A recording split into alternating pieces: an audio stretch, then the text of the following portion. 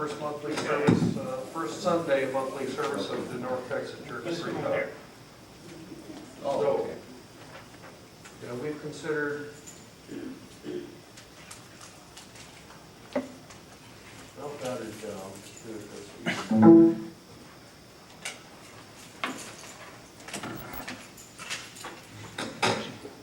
Hi, Jim. Oh.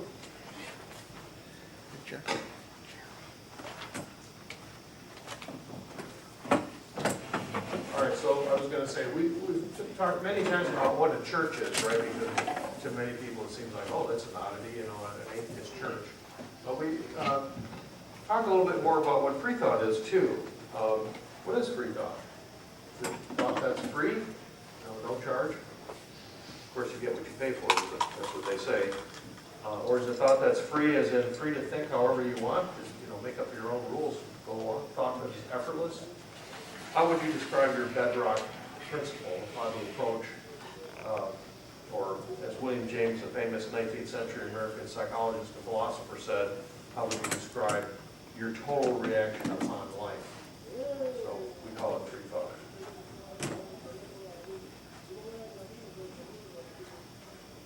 This should, there it goes, okay. Freethought is not a way of thinking. I thought about saying, well, it's a way of thinking. Well, it's not really a way of thinking. It is thinking. Now, it's free form in that, there's not really any kind of procedure for thinking if you think about it. There is, to walk, right? You put one foot in front of the other. What do you do when you think? You're mentally juggling different ideas, comparing, contrasting, adjusting, like the puzzle piece, the little video that I showed earlier if you were here at that time. And all thinking is like that. And importantly, thinking involves a kind of a doubtful state of mind. It requires questioning, challenging, wondering, well, what about this? And well, why not that? Those kinds of considerations. Until we get to a point of feeling that we think things are fitting together well enough to where they kind of make sense. And again, that's kind of a free-floating kind of sense to me. What makes sense to one person may not make so much sense to another. But without that doubting and questioning and trial and error, really, without those things, it's not thinking. It's not reason, but rationalization. And now comes a very important error-checking process, where we can never really know when we're right. Really, it's a lot easier to know when we're wrong. And the error-checking process, of course, is the legacy of a long history of this trial and error process of thinking. But it's all we have to help us figure out how we may be wrong. John Goche, here, our videographer for many years, has given some really nice talks on errors of thinking, otherwise known as fallacies. And so that's the error-checking. So why free thought, not just thought? Because, as with so many things, our ideas have a cultural and a historical context, and we live in a culture in which we express our ideas. And sadly, really shockingly, the context of thinking is that it has been discouraged and punished, even with torture and execution, when it has been thought to challenge tradition, authority, and established belief. So we say free thought as a way to emphasize that thinking has and should have no boundaries in terms of what we think about. And as the 19th century British naturalist T.H. Huxley put it, sit down before fact as a little child, be prepared to give up every preconceived notion. Follow humbly wherever and to whatever abysses nature leads, or you shall learn nothing.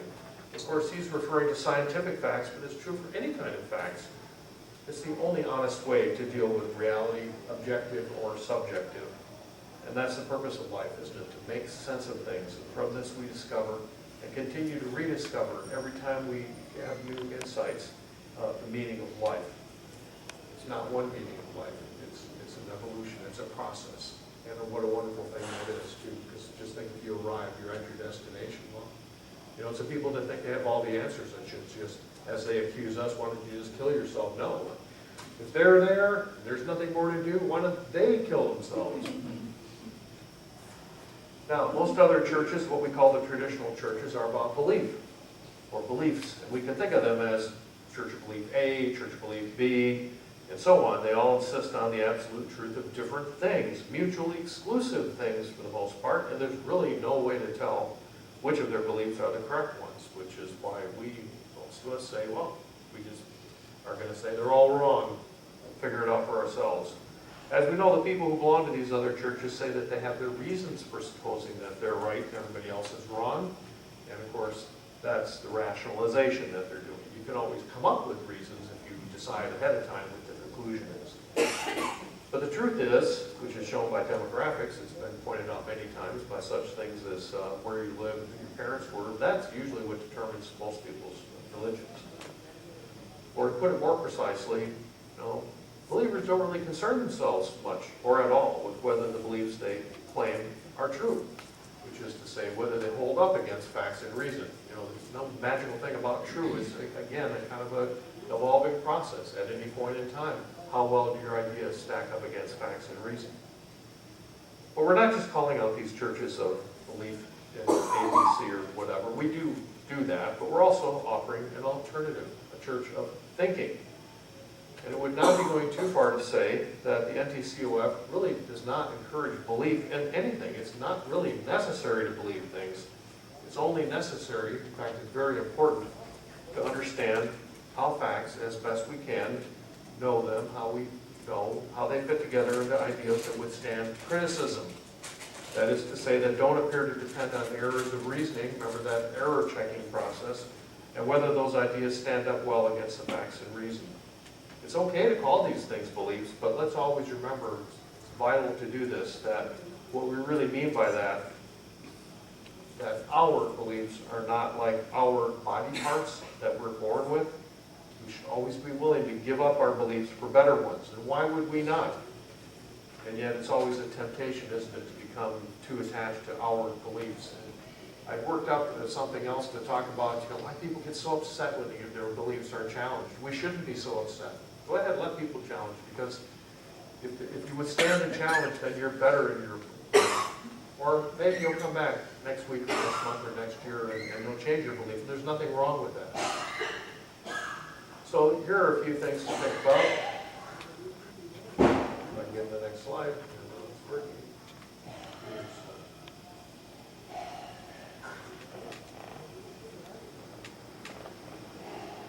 Anyways, anybody interested here in football? Did it go? Oh, there we are. Okay. Anyone interested in football? You ever heard the score of 222-0?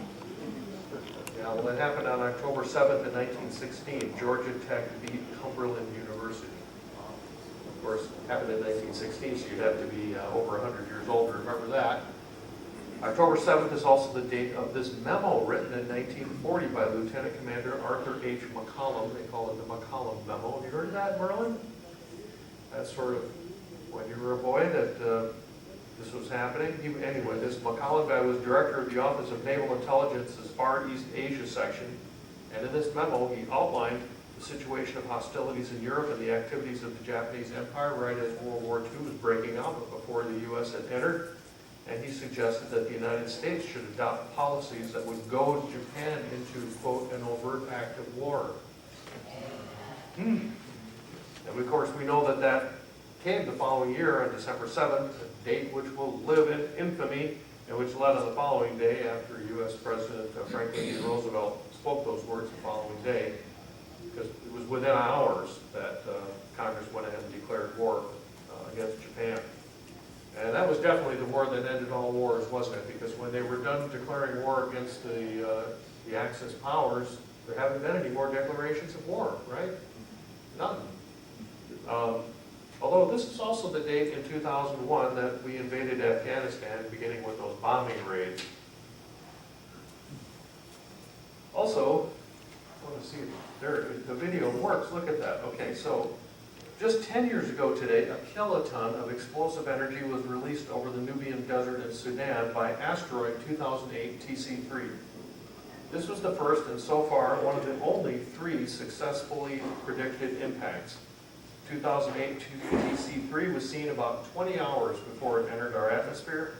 About 10 kilograms of meteorites were later collected from the desert. So that's an animation of the thing, the shape of the thing. Sky shot, and they're finding some rocks on the ground. Oh, so this man was born on this date in 1952. It's his birthday. Anybody share a birthday with Vladimir Putin? Oh, too bad. Does anybody else have a birthday in September, or October rather? Running behind you, okay. You mean, did you already have a birthday? Not after Putin. Not after Putin. So, anything else going on in October? Okay. State fair. It's always nice to go through the rest of the day and you know, tell people, say, oh, guess whose birthday it is today? Yeah, Vladimir Putin. I don't think you're a genius, you know all these things. They'll never even notice that it's always the first Sunday of the month if you're so smart. So, this is what we call our total reaction upon life. Agree? Disagree? It's not a creed, really, as much as what we aspire to. And we can say it differently whatever we like, after all, as I was saying, exchanging one thing for another as long as you're improving it. Or maybe you'll go back and try different things, right? You don't always go out and say, I'm going to have the best possible lunch today, because sometimes the best possible lunch might be Italian, and another day it might be Mexican. So let us know what you think of these summary statements. We put the most effort into our monthly service. Let us know how we're doing and how we can do it better. Even better, help us do it better. We have other things going on every month as well. We have game night every Friday, and on non-first Sundays of the month, we have our salon. Salon now meets at the Embassy Suites DFW Airport North on Bass Pro Drive, not very far from here. The hotel is a buffet breakfast, but they do shut it down at 10:30, so that's pretty soon after. We usually get there at about 10, but you can always come sooner if they got the, you know, that hotel's got a great big inner atrium, and the pay, you just pay on your way out at the checkout desk. We can always do more, but it takes people to come up with ideas, and what is more important, to put those ideas into action. We can do one-offs, and we're doing a one-off this coming next month in November. The one-off we're doing is we're bringing to town Professor Christelle J. Manning, who's a sociologist of religion at, get this, Sacred Heart University in Fairfield, Connecticut. So that's kind of encouraging. You got religious colleges hiring atheists, and she is an atheist. She's one of us. She's written a book called Losing Our Religion. It's a study of the nuns and especially how they raise their kids, the next generation. So this should be very interesting. We are trying to raise additional funding to support her visit, to pay her expenses, and we really need some additional contributions towards that. Remember, like I said, it's a one-off. It's not just our usual saying, give us money, but please designate some, not part of your normal church donation, but something additional so that we can do this type of thing. You know, if we get successful in doing some one-offs over the course of the year, that's how we grow. You don't grow by just deciding to add something that's going to be a huge burden all at once and hope you're going to be able to pay for it. You do it by gradually, and that's what we plan to do. Just like evolution happens, right? So give some thought as to what other kind of one-offs we can do and help us do those one-offs. We especially need volunteers to assist Kit and Merlin with the child care Sunday school. We don't have any kids today, no show. I'm not here, but he's listen to you. Yeah, and the rest of us, we feel like we're still kids. No, I did push this button, but it's not advancing. That's why it's not showing. Anyways, it's a real simple thing to participate in child care. Oh, there it goes. It's just really delayed. So Kit and Merlin right now kind of trade off when there are kids, and you see they're not even doing it today. But it'd be nice to have some additional people on the rotations, or let's say Kit's out of town or something like that. You know, it would just be good to have additional backup. And it's real simple. Show the kids a good time so that they want to come back and drag their parents back. And give them a sense of what it's like to be a freethinker. It's very important for them to know that their parents who are freethinkers are not freaks. And share some of yourself. You know, that's a fun thing. We also and always want volunteers and help in appreciating those who do all these things, like managing the AV equipment, John Hendricks and Edwin Pegalo. Where's Edwin? Let me see. There he is. Do that, and of course John, our videographer. Will is going to give a little presentation today, so there's lots of things to do. You know, please join that. You'll have a lot of fun doing it. Our next service is going to be the first Sunday. There, one right away. This is our next service, the first Sunday in November. Remember, that's the day that clocks are turned back an hour at 2 a.m. to 1 a.m. I think a lot of our clocks do that now automatically. If you have a cell phone, I think that happens. But if you show up an hour early, I'm gonna be here early and we'll show some videos. So if you show up early, you're not gonna be bored. Our November service is going to feature this Professor Christelle J. I spelled it T-A-L, no it is, it's T-E-L, Manning. She's a sociologist and professor of religious studies, as I said. She's taught there since 1995. She's definitely one of us and spent really the last decade studying the nuns, this growing group of Americans who are religiously unaffiliated. And there's just so many questions we can ask about them. I mean, are they all atheists? Are they just people who dropped away from religion? They could be New Agers, you know, who are just kind of doing their crystals on their own. How many of them understand the facts and the reasons that controvert supernatural and especially theological claims, as opposed to, as I said, being lapsed believers? So we hope to get a start on understanding such important questions. I hope you'll join us then. Also, she, during her visit, is going to stay with Will Smith at his home, so Will Smith is helping to cut that cost, think how much that's worth, so let's all contribute for the airfare and other expenses that we expect. She's planning on interviewing as many of us as she can who are 70 years of age or older. We've already got 8 people lined up, but if we can put a few more in there, especially if somebody has to drop out, that'd be really good. Do you have anything else to say, Will? Well, we could use about 2 more people, age 70 or older, to volunteer. Two of the 8 people I have right now are shaky. Well, who's on the list? You're on the list. You are. You're one of the shaky ones.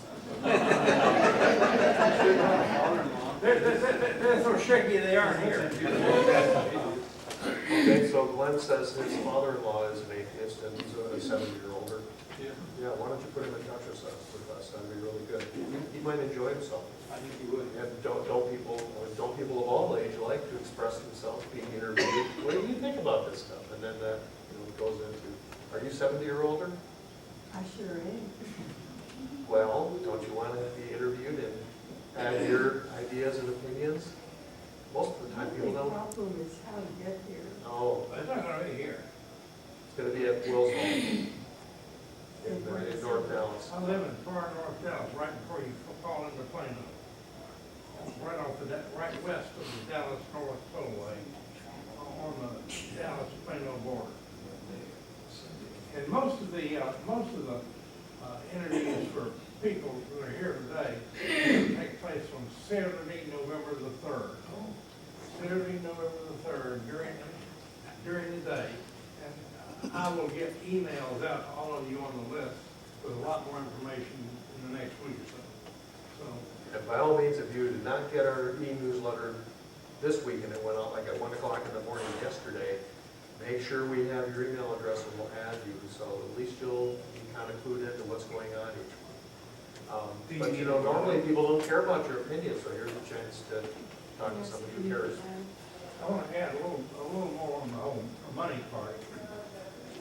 It's going to cost $750 to $1,000, probably more like $750 to get her here. Last time I asked him how much money he had raised, I think he told me $60. Yeah, from last month. We gotta do a lot better this month. And if we don't raise more money than $60 from you all, Tim and I are going to have to take the rest of it personally. Up to, $300, $350 a person. And remember, it's a one-off.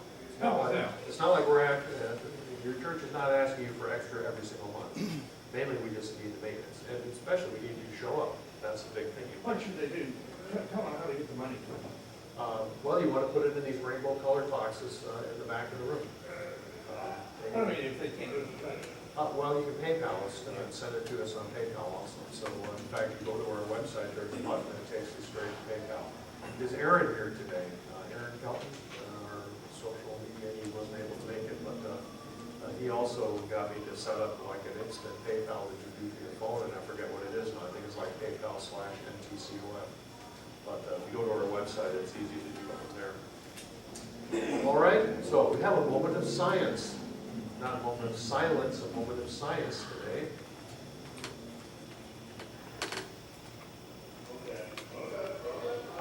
Seeing it is delayed. it's possessed. It is, it's possessed.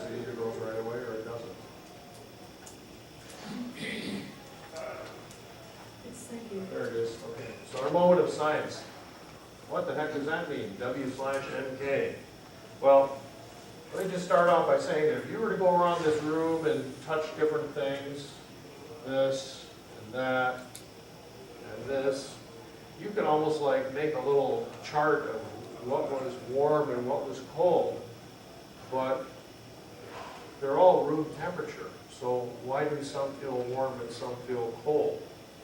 That's because of your warm body temperature being drawn away by the thermal conductivity of the different substances. So when you go around and put your hand up and you can do this with your kids, a great little thing. You're actually measuring thermal conductivity. Thermal conductivity is measured, well, one way of doing it anyway, the most common way, in units of watts, which is power, per distance, a meter, transfer of heat, 1 degree Kelvin. So that is why it's WM/K, right there. So how quickly can one temperature difference through a meter thickness of whatever the material is that you're interested in. Of course, you can measure a tiny little grain of sand what the thermal conductivity is of that, but it's just, those are the units that are used. You don't have to have something that's a meter big. So for example, insulation materials have a thermal conductivity about 0.05 or lower. Drywall or wood is about 0.15. Glass window is about 1. Iron is about 150. Aluminum about 200. Copper about 400. And probably the highest thermal conductivity we know of is diamond at about 2300. So as you can tell from this, it has to do with how densely packed the atoms are so that they can conduct thermal energy. Now this is all very important because it means that if you want a thermos that's going to keep things hot or cold, you want something with very low thermal conductivity, right? But in a modern computer age, right, what happens to those CPU chips, especially when they're very tiny and they're going very fast, is they heat up. And you need to have something with very good thermal conductivity to draw the heat away so it doesn't burn up. Copper is usually chosen for this purpose, and if you go to the computer store, they have heat sinks, and a lot of times the best quality ones are made of copper. It has a reasonably high thermal conductivity, and of course it's certainly a lot less expensive and less difficult to make and fabricate than diamond. Well, heat moves through solid crystalline substances by vibrational excitations known as phonons. Who's ever heard that term? Phonons, not a photon, phonon. John's heard it. All the nerdy people. There we are, okay. So physicists have ways of calculating what the thermal conductivity of substance is based on how phonons move through these crystalline structures. And this is a good way to know what substances may be worthwhile to use in applications where you want high thermal conductivity, for example.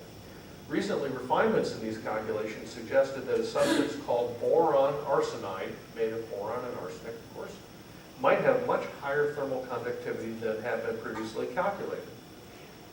It's just like looking for things that cure cancer. You can't just test every single substance in the world. You wouldn't be enough money to do that. So if you're looking for something with high thermal conductivity, how much better to have a way of calculating it just based on what it's made of. So they came up with new calculations and they said, you know, this boron arsenide might have a much better thermal conductivity than we thought. So people went about, this stimulated them to go and make some little tiny pieces of this stuff and measure it, and sure enough, its thermal conductivity was much higher than what had been thought. That's boron calculating it. No? Well, that's going backward. There we go. Okay, well, the slide I had drops out. But anyways, it just showed the predicted and then the measured way of doing this. So anyways, what is the takeaway? I mean, Moment of Science is not just about trying to give you a mini physics course. The takeaway is, first of all, if you thought about something you haven't before, right, in a while or maybe ever, but you see how and why it's important. And even without understanding the Boltzmann equations and all those tools for calculating what the thermal conductivity of something may be, there's a fascinating insight into how science works, where you don't know what the thermal conductivity of something is, but if you have a method of calculating it in a few materials, then it's very easy to look at lots of materials without actually fabricating them and doing the direct measurements. So here we see that no one had gone to all the trouble of making boron arsenide, but once they had reason to think it was good, then they made it and measured it. So we see where scientists have good reason to suppose that it had an unremarkable thermal conductivity, and then when they have reason to suppose differently, they checked it out. And that's one of the benefits of having better beliefs, better opinions, right? Because it orients you differently and directs you to do things and behave in ways that you wouldn't have before.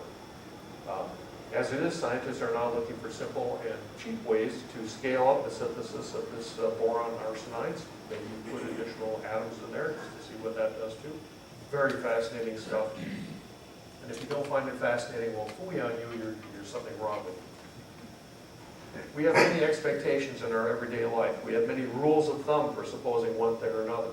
So-and-so would never this, or always that. Keep in mind that it may be worth testing some of those assumptions and expectations sometimes. You can't do them all, but you might find your expectations confirmed, or you might be surprised and find otherwise. As Isaac Asimov said, the most wonderful thing in science is not to be saying, "Eureka, I found it," but to say, "Well, that's funny. Why is it doing that?" Life is a giant experiment of trial and error, with lots and lots of error. How many have had lots of errors? And that's how you learn, right? So, just like science is just like free thought, and that's been your moment of science.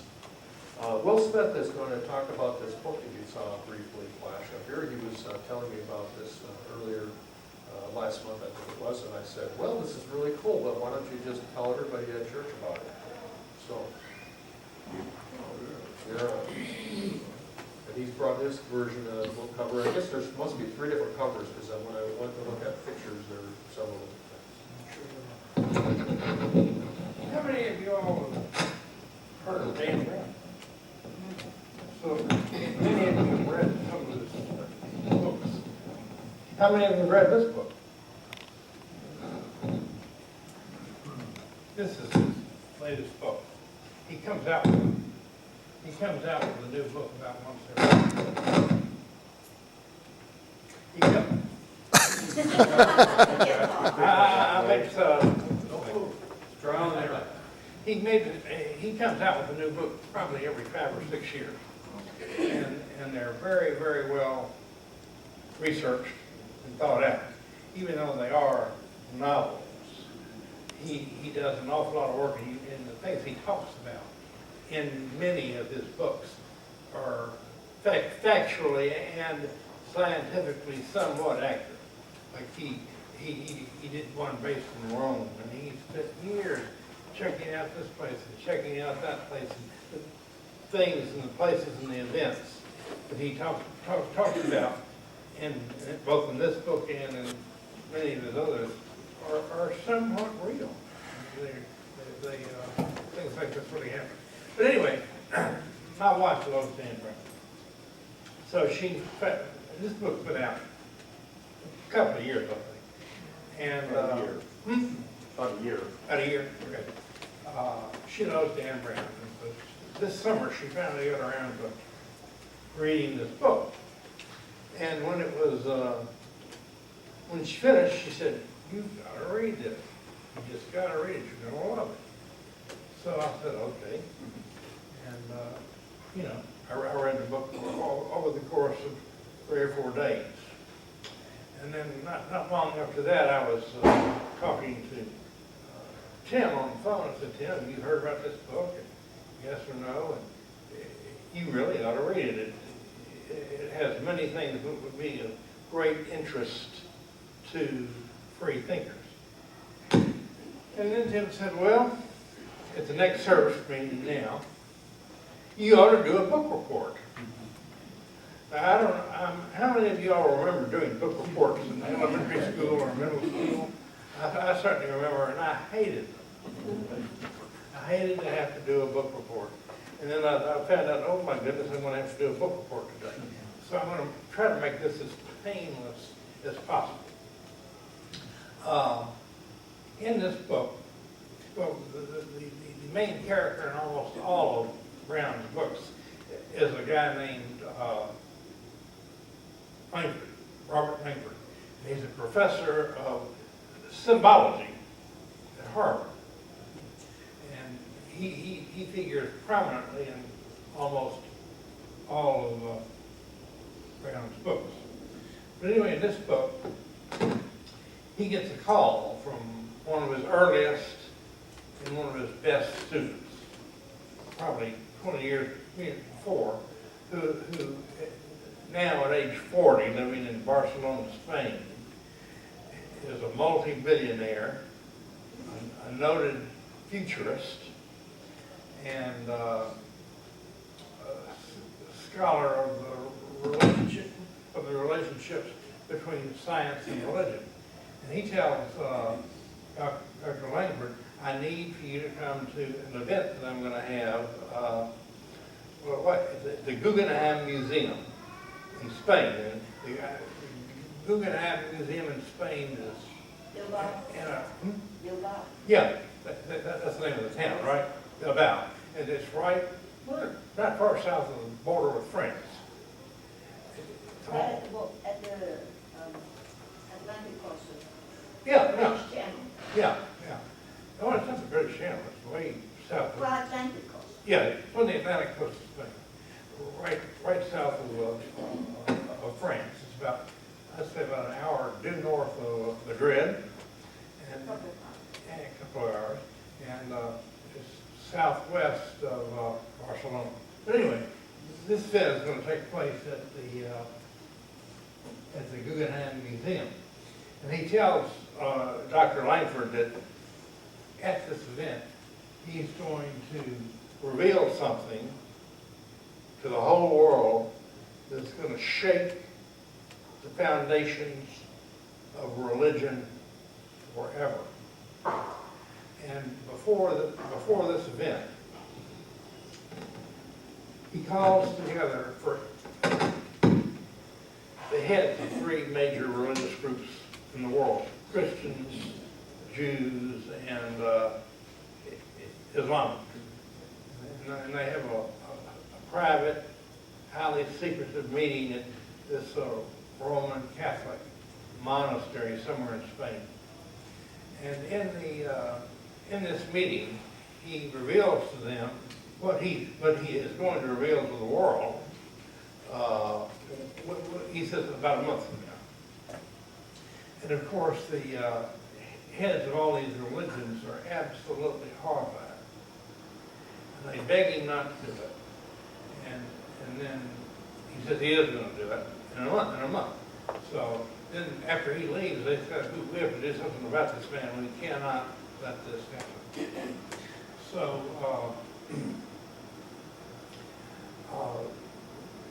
they curse the guy that's going to put on the presentation and reveal all this stuff. He's working to get ready to launch his rocket and tell the world. And the other side, the heads of the three religions, are trying to figure out ways to stop this from happening, or to eliminate Kirsch. And then Dr. Langman from Harvard comes over for all this and gets, caught up in all the drama. Now, Kirsch says, he said, what his presentation is going to deal with is stuff that religions have dealt with down throughout time. Major questions. In other words, where did we come from? Where did we come from and why? Where are we going? What is the end of life? And why? And so on and so forth. And those are the big pillars that he's trying to deal with. And one thing that I was taught in college, not the theological seminary or graduate school, but in the religious studies department in college, really the best religious and theological education I got was not in graduate school or seminary, it was in college. And all of our professors were from Oxford University. They got their degrees there. And they all, and this is an Episcopal university here in this country. And they all said that all of religion is ideological. That religion is nothing but etiology, Etiology,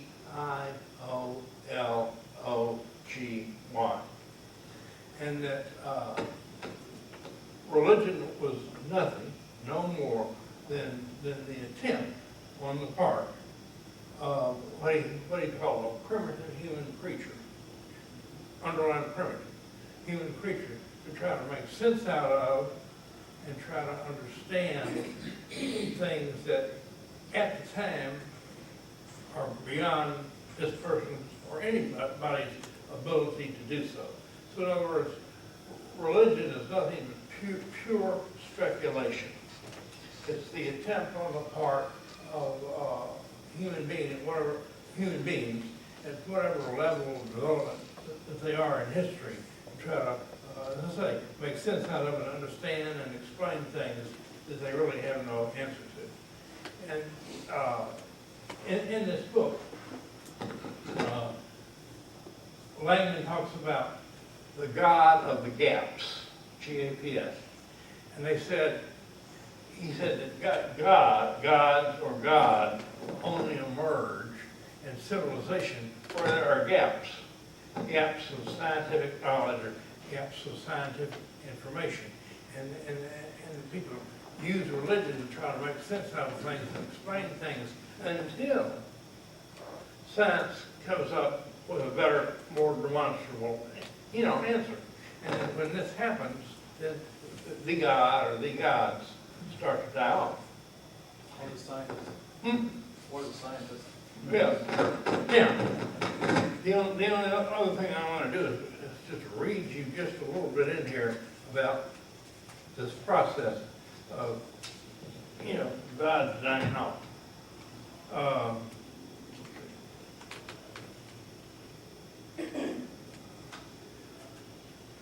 don't want to read too much. I'm not very good. I don't have very good light in here either. But anyway, this is curse talking.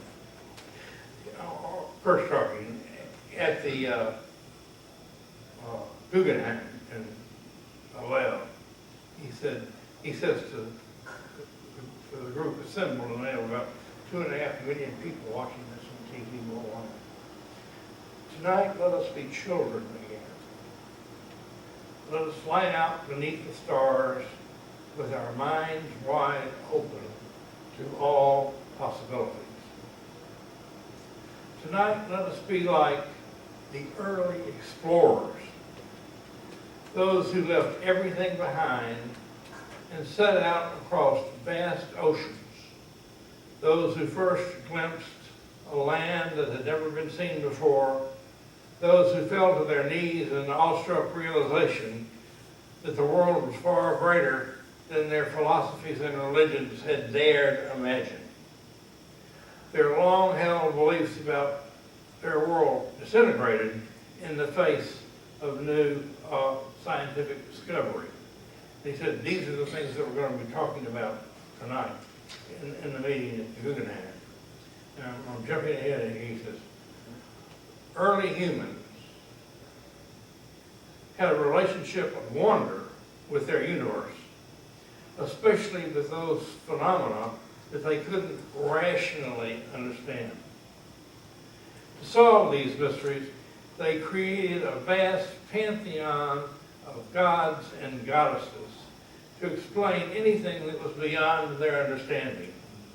Thunder, tides, earthquakes, volcanoes, infertility, plagues, death. They tried to explain all of these things with the God or gods. He said, for the early Greeks, the ebb and flow of the ocean was attributed to the shifting moods of Poseidon.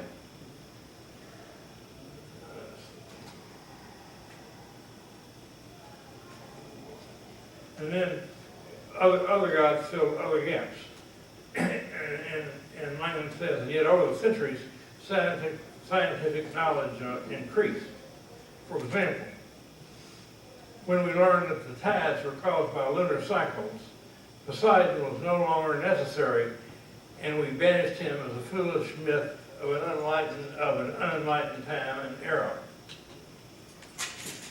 The same fate befell many other gods, dying off one by one as they outlived their relevance to our evolving intellects. As the number of images dwindled, these gods did not go gently into the night. It was a messy process for culture to abandon their deities. And it took, many generations for this to happen in each case. And he goes on for another several pages giving examples of gods that were there and that hit the dust and all that. But you all get the picture. It's about talking about ideology and about how science knocks out gods when science comes to fill the gap where traditionally only a god did. And the rest of the book is just fleshing all this out.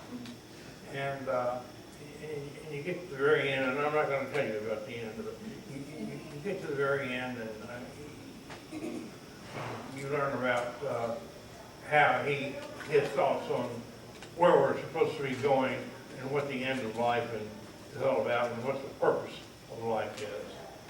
So that's it.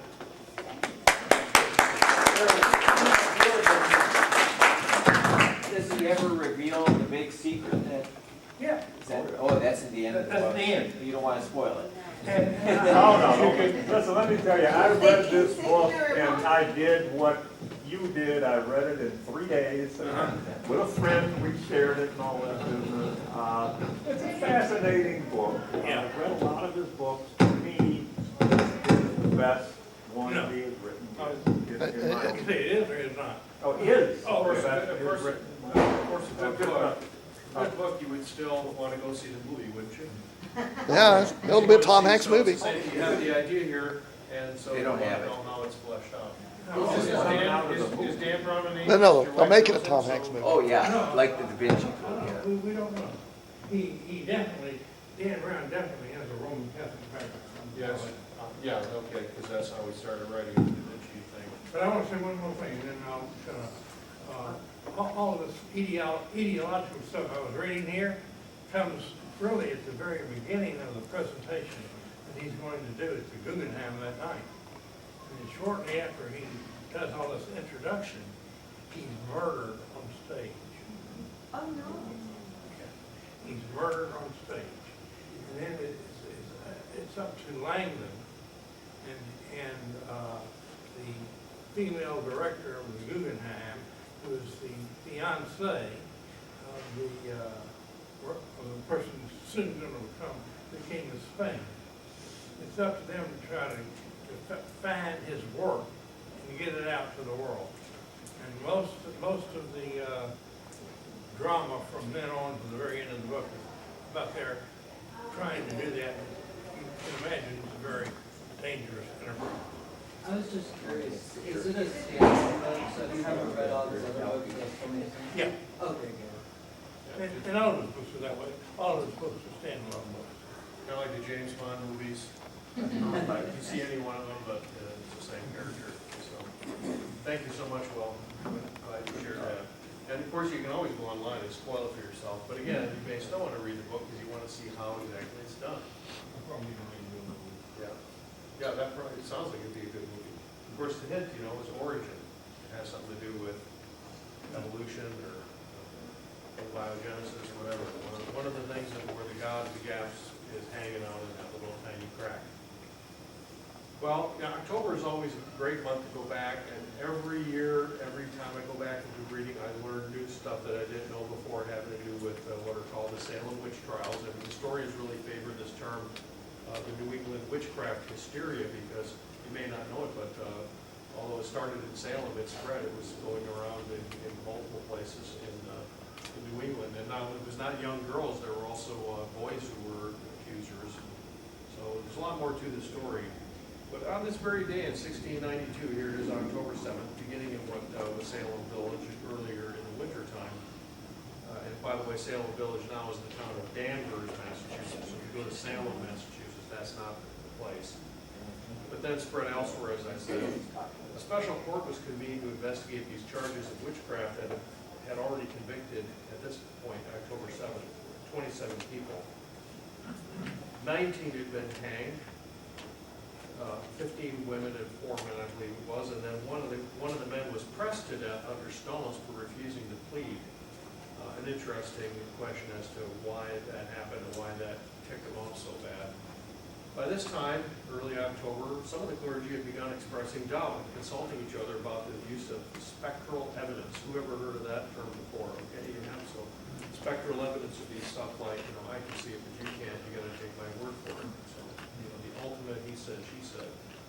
Only then, with the jails overflowing and accusations multiplying with no end in sight, Governor William Phipps wrote a letter to the Privy Council of the English Crown, which was then, just recently, King William and Queen Mary. And after giving an abbreviated and quite a self-serving account of the matter, he concluded his letter, dated October 12th, and this is why we call it October 12th Freethought Day. It's only hit the thing over. He says, the persons who have made so ill improvement of these matters, there it is, here, are seeking to turn it all upon me. But I hereby declare that as soon as I came from fighting against their Majesty's enemies and understood what danger some of their innocent subjects might be exposed to, if the evidence of the afflicted persons only did prevail, either to the committing or trying any of them, I did before any application was made unto me about it, put a stop to the proceedings of the court, and they are now stopped, till their Majesty's pleasure be known. Sir, I beg pardon for giving you all this trouble. The reason is because I know my enemies are seeking to turn it all upon me. Very interesting words, and that's just an excerpt, a little bit more to it also before that. But there's really a lot going on here that people seldom appreciate today. Phipps refers to spectral evidence as the evidence of the afflicted persons only, meaning people in the courtroom screaming out in apparent agony and saying that they're being tortured by demons that they could see that were sent by the accused. Say, oh, the devil's whispering in his ear right now, I can see it, but they're the only ones who sees it, and the rest of the court can just imagine, oh, really? It is said by some historians that rumors of Phipps being allied with infernal forces were also swirling or beginning, especially because Phipps had previously had a career as a treasure hunter, looking for sunken treasure, and that was thought by many people to involve or need some kind of supernatural help of a not good kind. And who were His Majesty's enemies that he talks about that he's fighting against? Why, those were the Native Americans, who in those days were allies of the fur-trading French, right? The English colonists are there to grow crops and make stuff, but the Indians were just catching furs, and the French just wanted to buy the furs, so it didn't involve the French coming and taking their land or anything like that. So that's why the Indians thought the French were better. So the Native Americans went off and attacked the colonists of New England. Some accounts I've read even say that the natives at that time, like, you just be in your house and they just walk in and help themselves to whatever is there, and you better not say anything or you'll get scalped, and maybe you would be anyway. But the context of that included the Pequod War in the 1630s, after one encounter between the Pequod natives and the Puritan colonists. Just get the page to turn here. A Puritan clergyman observed it was supposed that no less than 500 or 600 Pequod souls were brought down to hell that day. And those they didn't kill, they sold into slavery. So that's how they solved their problems. God was on their side. Meanwhile, what's going on back in England? We forget that we're talking American history, but early American history was actually English history. What was going on back there all through the 17th century on the other side of the Atlantic? Well, of course, in 1605, the gunpowder plot of Guy Fawkes to blow up Parliament and King James I. And then from 1639 to 1640, bishops' wars over the governance of state churches in England and Scotland. This was Episcopalians versus Presbyterians. Oh, he's cheering for the Episcopalians. How many even know what the difference is? Okay, so I have to have a service about that. And then from 1642 to 1651, you had the English Civil War, during which Charles I was tried and executed, and then they had what they called the First Commonwealth. 1653 to 1659, the Cromwells had their protectorate, Oliver and his son Richard. 1659, the Second Commonwealth was instituted, and then in 1660, there was a restoration of the monarchy under Charles II. Then he died, and James II came on, and that wasn't going too well either, so then they had the 1688 Glorious Revolution, where William came over from the Netherlands and took over. He had some claim to the crown, overthrew James II, who fled, and then in 1689, King William, the guy that came over from the Netherlands, and his wife, Queen Mary, began to rule. So, and then 1692 is look at all the things that are going on before it run up to 1692. And this relates back to that guy who was arrested up under stones because he refused to plead. Because this created terrible consternation in the American and the English colonies in America as to what the legitimate government was and who was in charge. Created a lot of anxiety, high anxiety and doubt amidst the Indian attacks and all that kind of thing. All right, now here's something else you're going to learn new. This has got a map, it's got to be able to get that to show up. Wait for it.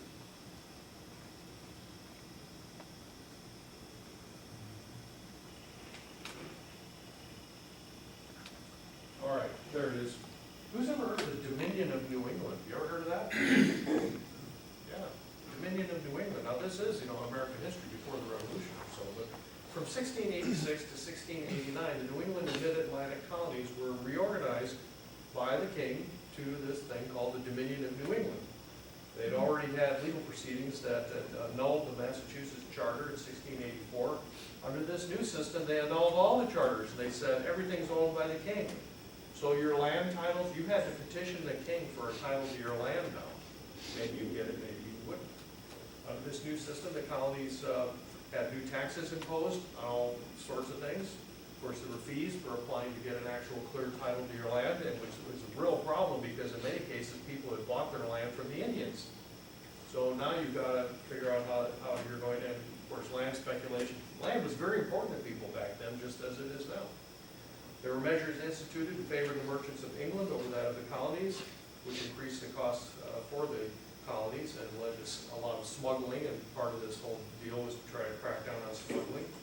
The Puritans also objected to the Church of England because the governor, a guy named Edmund Andros, was trying to bring in the Anglican Church. Well, they didn't like that. This is Puritan country, right? They didn't say this is a Christian nation. They said it's a Puritan, whatever they called themselves, right? The saints, this is our nation. So this goes way back, you see. The colonists, including especially these influential leaders in the colonies, of course, they were very uncooperative and they worked to undermine their governors and the new policies. And when the Glorious Revolution happened in 1688, that's when the thing fell apart. I mean, they literally went and arrested the governor, jailed him and his accomplices, his underlings, and they reverted to their previous practices. But of course, they didn't have their colonial charters anymore. So that was another problem that had to be solved. A lot of uncertainty as to what was going to happen. Very much. But you think you got it bad now with not knowing what's going to happen in something political. You don't know. All this while, there were periodic outbreaks of smallpox. Every 10 to 15 years or so, a significant portion of the population died of the disease. And the Puritans tended to view this as they did Indian attacks and every other adversity. I mean, if it rained too much, whatever, or one of their cows died, that was a sign of God's displeasure at their sinfulness.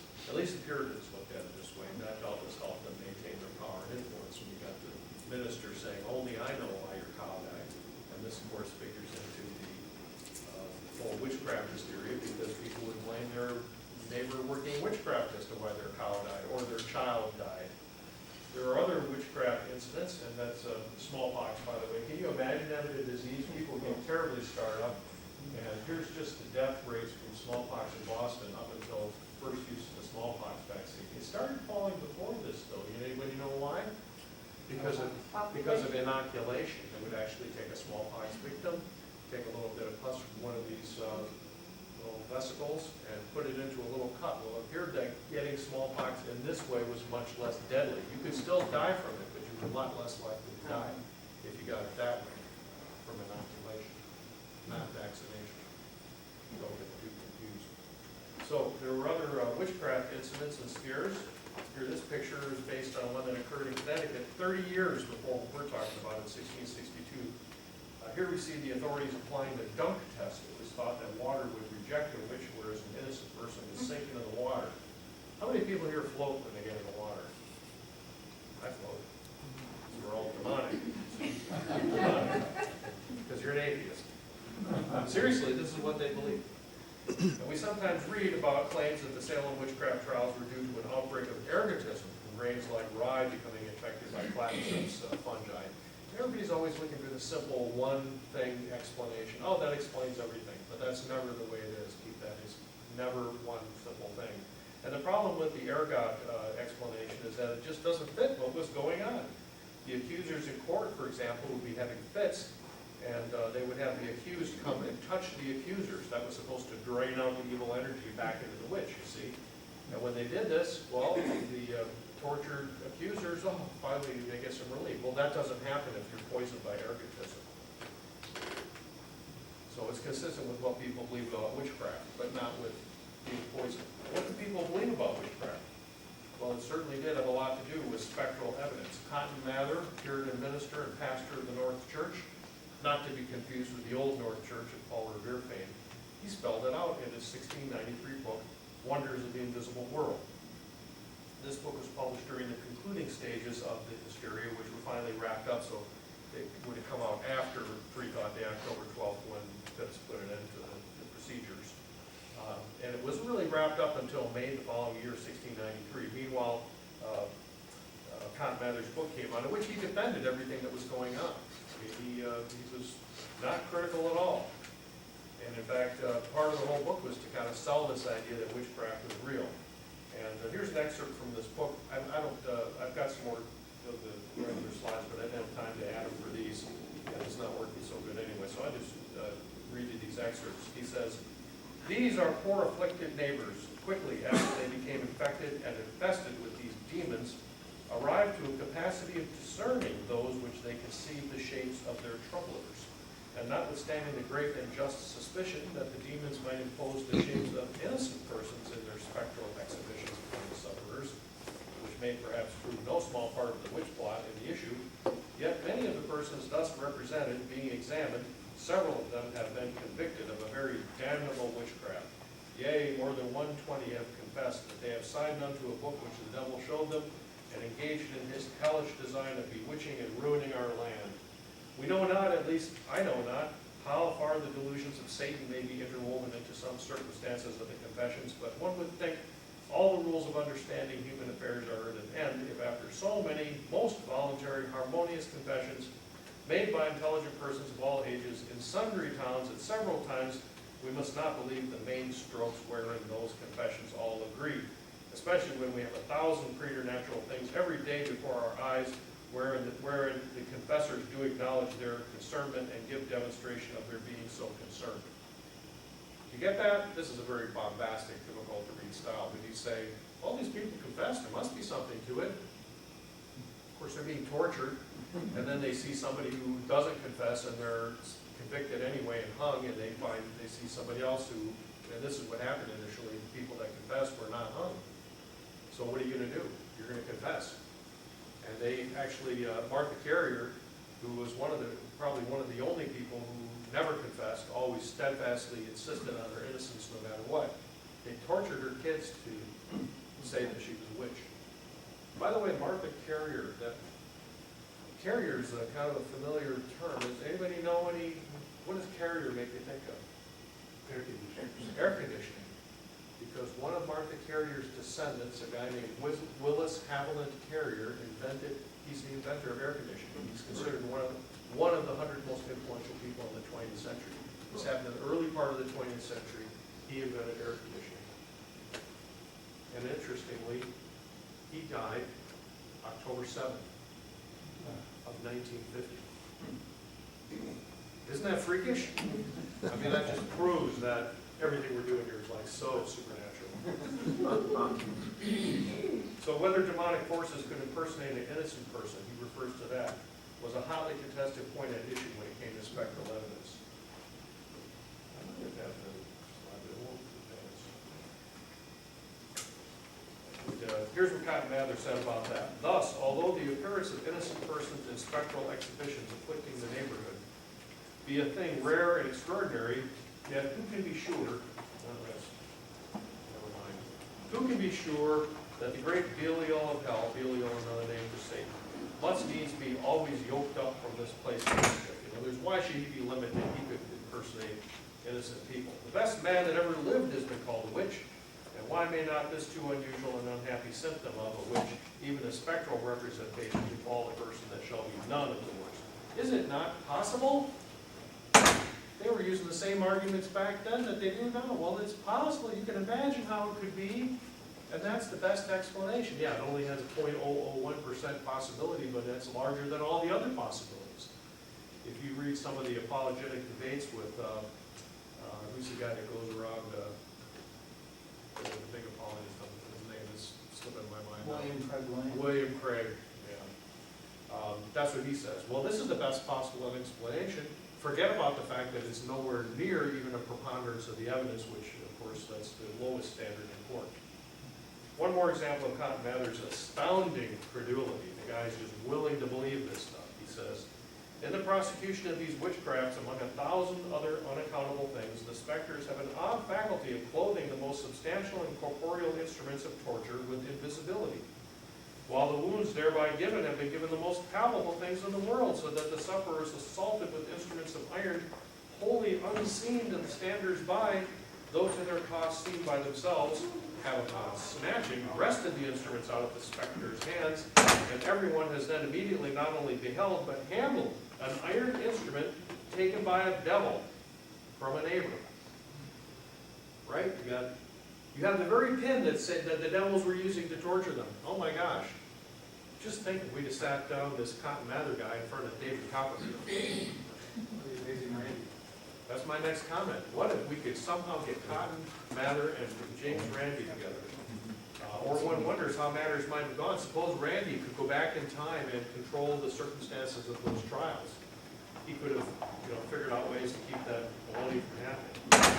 Or if only Cotton Mather had been as sensible as his father, Increase Mather. Increase Mather was another Puritan minister, although he also suffered under supernaturalist delusions. He spoke out against spectral evidence and said something that will seem familiar to our 21st century sensibilities. He said, "It were better that 10 suspected witches should escape than that one innocent person should be condemned." That sound familiar? Yeah, that was the beginning of where we are at now. Better to let the guilty go free. At any rate, because of the October 12th letter of Governor William Phips saying that he'd stop these proceedings, we observe October 12th as Freethought Day. That's this coming Friday. Spectral evidence had not been completely killed on that day, but even when the trial resumed the following year, it was greatly discounted. So really, spectral evidence took a mortal blow because of the Salem witch trials or the New England witch hysteria. By a happy coincidence, of course, Columbus Day, October 12th, there's people trying to get rid of that. Oh, because Columbus is a bad guy, he hurt the Indians and stuff. So there's a holiday just begging to be taken over anyway. And it's exactly in 1692, 400 years after the original, right? The 1492, 200 years after 1492. So some ambitious freethinkers and non-theists have even gotten Freethought Day proclamations issued by cities and states. I don't know how many of you heard of that, but it's been publicized by the Freedom from Religion Foundation. So that's about what we've got here. If there's any questions, comments, did you all learn something? All right, cool stuff, isn't it? Merlin. I don't know if it's important or not, but the history of the Second World War starting was really caused by the fact that we embargoed Japan of all petrol. And that's what really got them mad. And that's the reason they attacked us. Now, as far as you may have heard this, as far as the way it was done, that was illustrated in the 1933 World's Fair on how to attack 3 major countries. Ours was one of them, and where our soft spot was, and Hawaii was determined that way. And they told to do it on Sunday morning. And that's exactly what the Japanese did 9 years later. 8 years later. And I think one of the final exam questions are one of the things that the Japanese Naval College, wasn't it, that for years before the attack was, how would you go about attacking Pearl Harbor? Yeah, so I guess that McCollum memo struck the chord, huh? Yeah. So there's going to be a little summary of this service on the NTC website in our forum section. That doesn't get much traffic, but it should. You should all go and waste some time there. If you're wasting time on Facebook and other places, go waste some time there. So you'll be able to go there and post your comments, and we'll start a thread on whatever you want. Let's get ourselves arguing nicely, civilly about all the things that we're interested in. Given